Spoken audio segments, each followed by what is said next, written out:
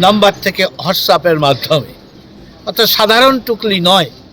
এই টুকলিটার পেছনে একটা বড় চক্র রয়েছে। এসএসসি গ্রুপ সি পরীক্ষায় মোবাইল নিয়ে টুকলি করতে গিয়ে হাতে নাতে ধরা পড়ল দুই ছাত্রকে গ্রেফতার করল শান্তিপুর থানার পুলিশ।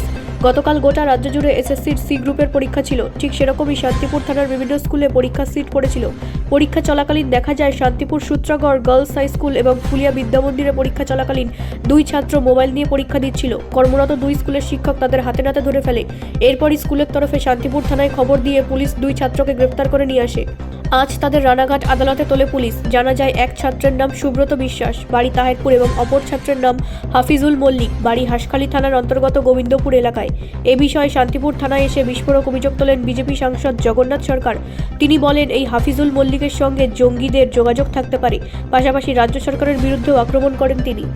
এটাও খতিয়ে দেখা উচিত, কারণ যিনি ধরা পড়েছেন তার নাম হচ্ছে হাফিজুল মল্লিক এবং ডিপিতে রয়েছে একজন পুলিশ।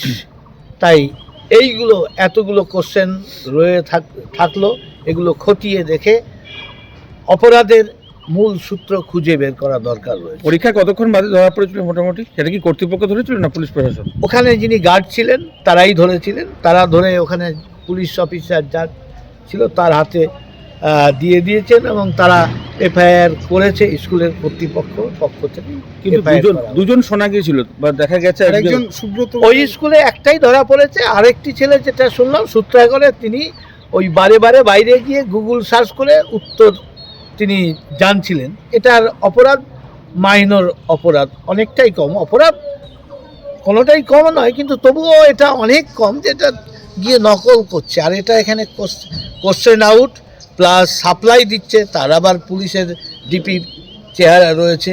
অর্থাৎ কেন তিনি করলেন, এর পেছনে কোন ষড়যন্ত্রের জন্য তিনি শুধু কি এখানেই নাকি আরো অন্যান্য জায়গায় এরকম হতে পারে? দুটো ধরা পড়েছে। অন্য পশ্চিমবাংলার তো চাকরি ব্যবস্থা জানে, চাকরি চুরির সরকার তৈরি হয়ে গেছে, এবং শুধু চাকরি চুরি নয়, সর্বত্র চুরি আর চুরি কাটমানি এদেরই রাজত্ব চলছে।